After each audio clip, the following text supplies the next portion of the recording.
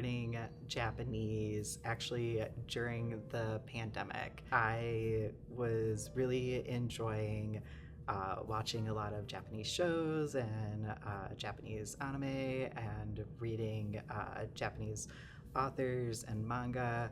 And I realized that I was trying to decide what I wanted to do with my life going forward, and I realized that I was really enjoying those things, and so I decided to go ahead and major in Japanese.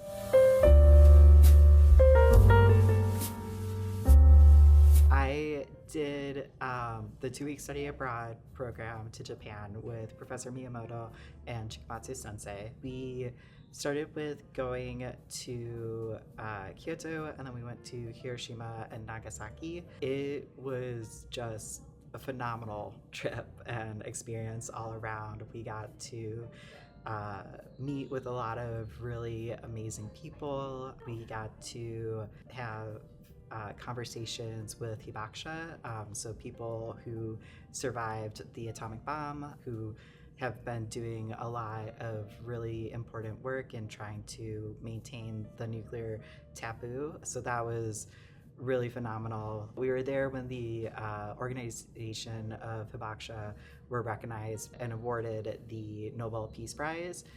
So we were actually there when that ceremony occurred in Sweden, and we were in Hiroshima, and so we went to the event that Hiroshima was holding while that award ceremony was going on in Sweden, and so that was phenomenal to get to experience that. It was really fun because while I was waiting to go in, a group of high school students came over and asked to interview me, and I was like, sure, but please keep the Japanese a little bit simple if you can, which they had not expected to be able to do the interview in Japanese. So that was really fun, but it was overall a really phenomenal trip, and I got to use my Japanese, which helped me to improve, and it also kind of gave me connections with people to encourage me to continue to learn Japanese.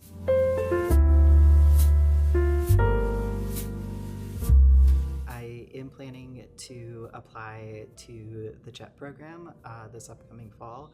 And so if I do get into that, I would go to Japan to work as an English teaching assistant in a Japanese school. And so that is kind of the first step that I'm thinking.